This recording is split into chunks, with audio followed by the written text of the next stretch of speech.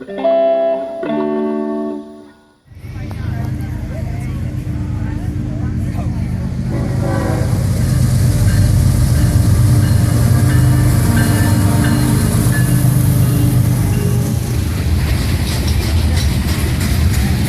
barbecue and bluegrass festival with trains. You're in heaven, right?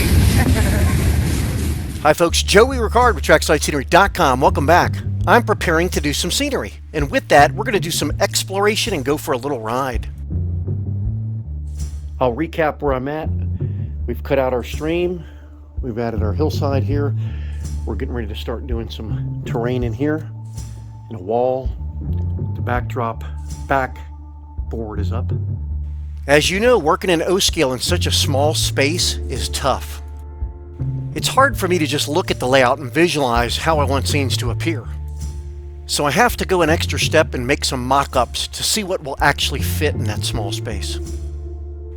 The biggest object, or let's call it roadblock, are these tunnel portals. Now this is a printout of one of those tunnel portals, and it's scaled pretty close to what I need. And it's just your basic generic tunnel portal, but I made a mock-up and used it to cut out this foam. But I did change this area here. I pulled all that out and I made it taller so the tunnel portal had some height to it. Just like this here in this picture, how it has some height over top of it. But you can see the temporary piers, and we're going to start doing our foam there. But I will show you this. This is just kind of I just wanted to see what the stone cut looked like, and I kind of like that look. But then what are we going to do with the bridges here? I want to go see some detail, and I want to see how they're doing things on the real railroad. So let's go take a quick drive.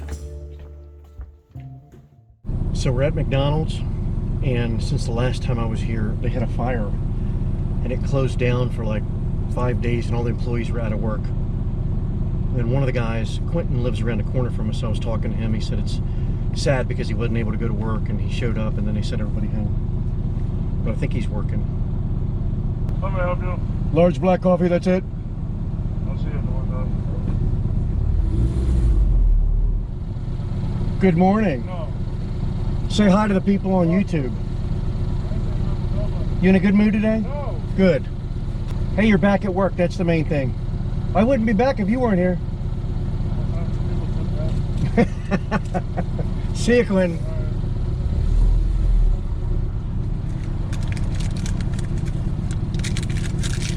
Now, contrary to popular belief, these cars do have cup holders. I always get it out just in case I got to put it down real quick.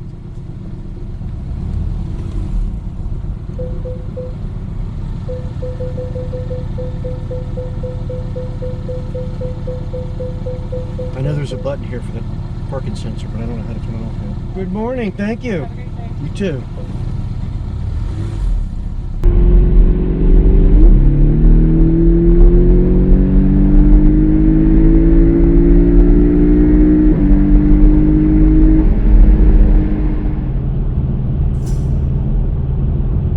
All right, while we're cruising through the Shenandoah Valley here, who are your favorite modelers? I really want to know.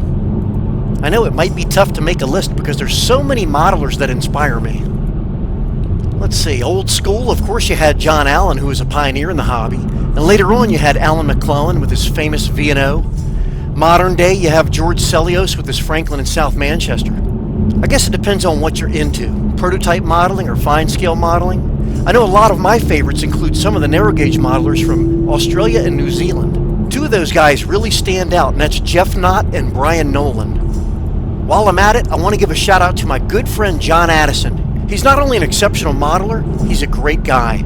You may know him by his layout called the Silverton Central. This is a quaint little town called Luray, Virginia, although some people call it Luray.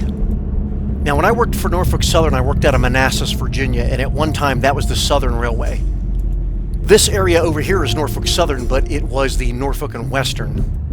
When the roads merged, they had to combine some of the routes, so some of the guys on the N&W had to work out of Manassas, which is called equity jobs. I had the pleasure of working with some of those guys, and I had to learn a whole new language. Most of those guys lived in Shenandoah, Virginia. That's right, Shenandoah is the way I say it. For the longest time, some of those Page County boys said this strange word, and I never could figure out what they were saying. I mean, come on, I never worked on this stretch of the railroad, so that word never really came up. It wasn't on the timetables or anything. I'm just going to come out and say it. I'm dumb, and I thought they were saying shiny door. Well, they were saying it so fast, and I didn't want to feel stupid and ask them what they were saying. All right, I'll add insult to injury and go a step further. At the time, from Manassas to Hagerstown, you had two dispatchers. One was the NS North End dispatcher out of Greenville, and the other one was the crew dispatcher. When I first started working out of Manassas, I was wondering, why are we calling the crew dispatcher? Aren't those the people that call us to come to work? And then, of course, shamefully and quietly, I figured out it was the crew dispatcher out of a town called Crew, Virginia. Well, enough of that. Maybe I'll tell you some more stories later on. Let's go on to the next location.